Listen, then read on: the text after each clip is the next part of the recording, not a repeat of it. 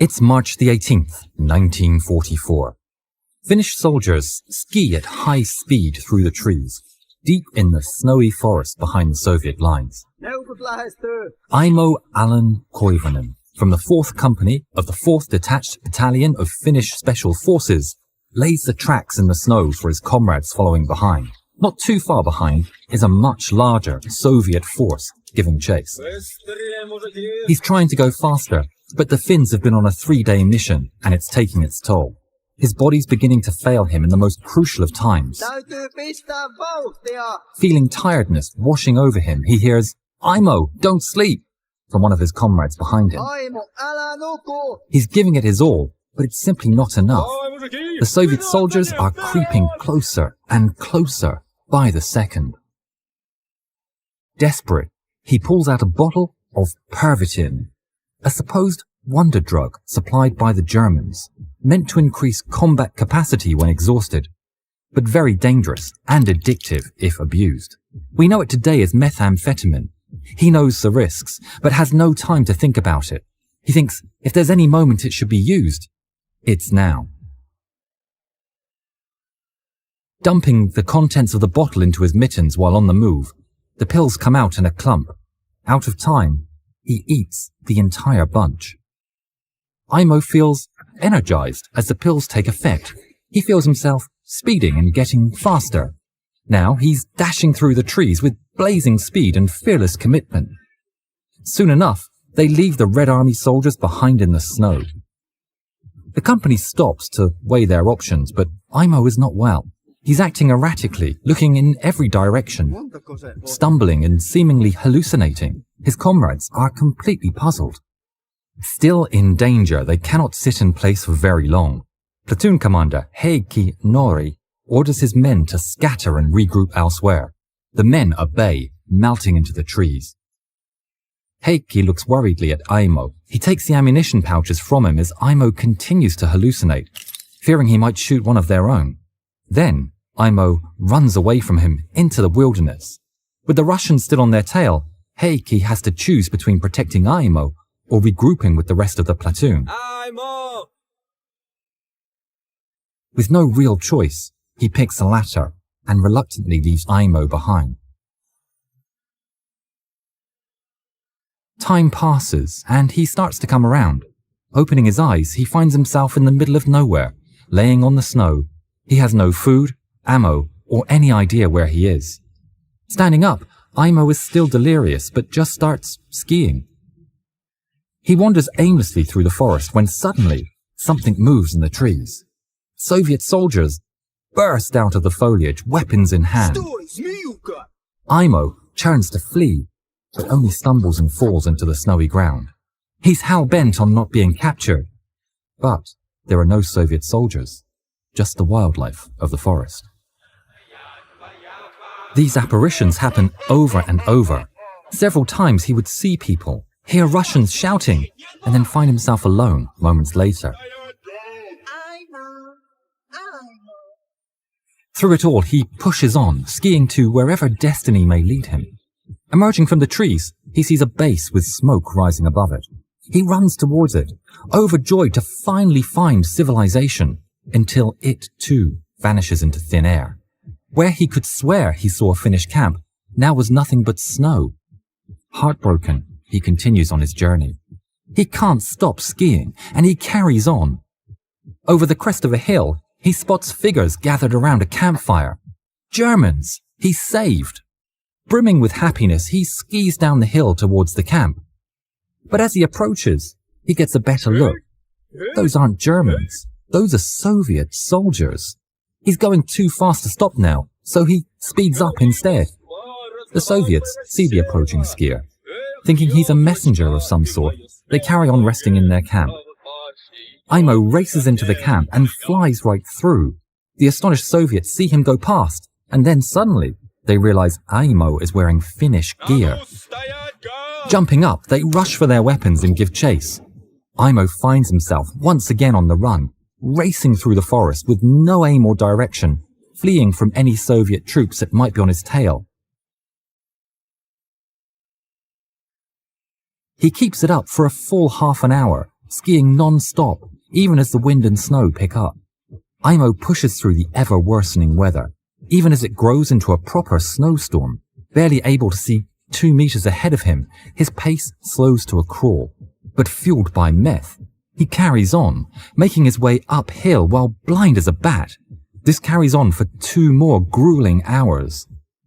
The snowstorm slowly subsides, revealing his surroundings.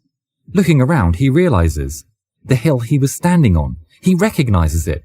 It's 100 kilometers away from where he last saw his comrades, but it was something. Night was falling upon the woods, but now with renewed determination, he took out his compass and headed out again, this time with a purpose. He keeps on and on, moving through the woods the whole night until his energy runs dry. With the sun rising, he finds somewhere to sleep.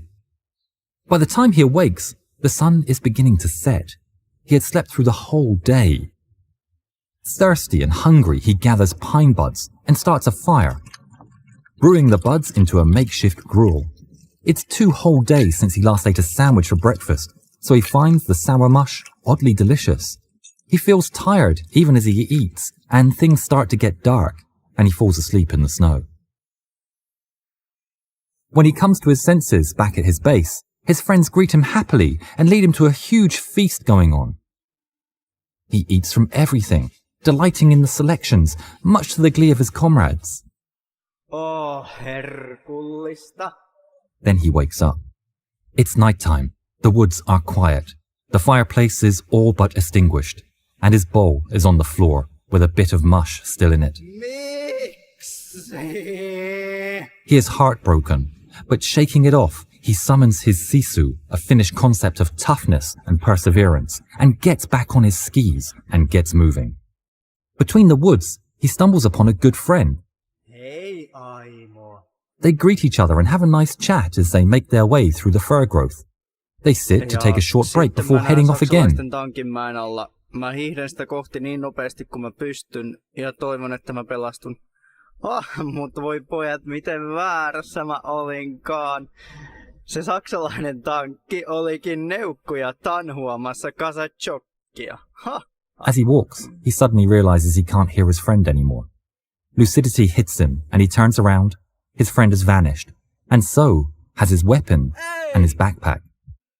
He checks himself, taking stock of whatever he still has. His compass is still with him, as well as the empty tube of Pervitin. He doesn't remember taking all 30 pills, but can't think about it for very long. He gets moving again. Hours later, he sees a light, a window with a light inside. Hope. He runs towards it, pushing branches aside as he rushes towards salvation. But the images of houses slowly vanish, leaving him staring at a tree with a bright star shining through its branches. He breaks down.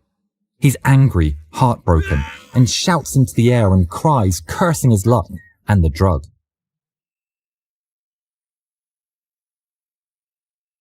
Then he is suddenly shoved to the ground. A wolf bites into his arm, trying to get to Aimo's throat. Panicking, he pulls out his knife and desperately stabs the wolf as he fights for his life. Then once more, he wakes up. Opening his eyes, there's no wolf and no knife. He's punching a tree with something in his fist. His compass is now broken. Aimo stands there dejected, but he can't just sit down to die. He must push on. He gathers himself and once again continues his journey, determined to find friendly forces. The very next day, he stumbles into an abandoned cabin, but at least it's real. The door is open, as is the tradition in that part of the world. Tired and still delirious, he makes a campfire in the middle of the cabin, lights it, and heads to sleep. He feels hot. It's warm in here. He must be too close to the fire. He moves away a bit and falls right back to sleep. Sometime later, he feels hot again. He moves again, eyes still closed. Then it happens again, and again.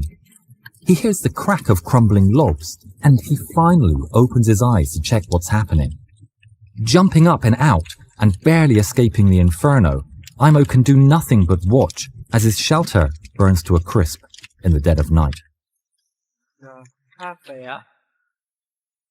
The next day he gets moving again and finds an old road covered in snow heading to the west.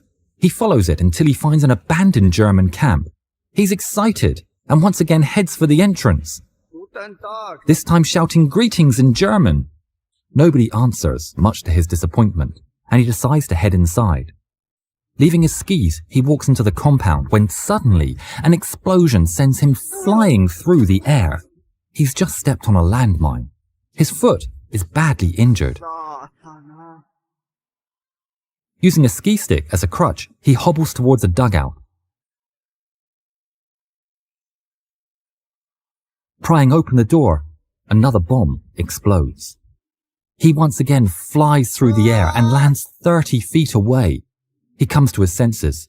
The dugout is destroyed. Pieces of wood are scattered all around him. He rips his shirt with a nail found on the snow and uses the cloth to wrap his mangled foot. Gathering splinters of wood from the explosion, he lights a fire. Then he lies in the snow, watching his surroundings. The reality of his condition hits him, and he weeps. There's nothing to do now but wait for rescue or death. Hours of laying in the snow later, he decides to make a fire. Imo stretches to grab as much of the wood scattered around him as possible for the campfire. And on it, he boils some snow to get some water. As it melts, he uses a plank he saved to clear the snow around him. Once the snow was clear, he uses the plank as a bed. He spends several days lying on the snow, surviving off the water he boiled. A Siberian jay lands next to him, examining him. Imo raises his ski stick and hits the bird, killing it. He plucks the feathers and eats it raw. Days later, he hears a bang and Finnish voices. He perks up and shouts for help. Hey, tulkaa takaisin. One of the soldiers spots him. Our patrol commander is wounded, and you're in the middle of a minefield, the soldier informs him. We will bring our commander back first, and then we'll tell HQ about you. Imo can't believe what he hears. They can't just leave him there. The soldiers carry their commander and leave, their voices and steps getting quieter and quieter. They just left him there. Imo thinks he's been left to die. Sometime later, he hears something else. A plane. He sticks his hat on his ski pole and waves it around. The plane flies over and disappears. Imo is once again left in the snow. He doesn't know it, but the pilot has seen him. Later, he hears more voices. The Finns are defusing the landmines to get to him. Overcome with emotion, Koivunen knows his bad trip is over and he'll live. He was found a staggering 400 kilometers or 250 miles away from where he left his comrades. On the 1st of April, 14 days after he took the pills, Imo Koivunen was admitted to hospital. Weighing only 43 kilograms, he still had an incredible heart rate of 200 beats per minute. His injuries were serious, and he was in a hospital bed until late 1944. Eventually, he would leave the army due to his injuries, having lost some toes on his left foot. Despite the hardships he endured, he lived a long life and died peacefully on August 12, 1989, at the age of 71. If you haven't yet, please subscribe to the channel and please watch more videos of ours. Thank you.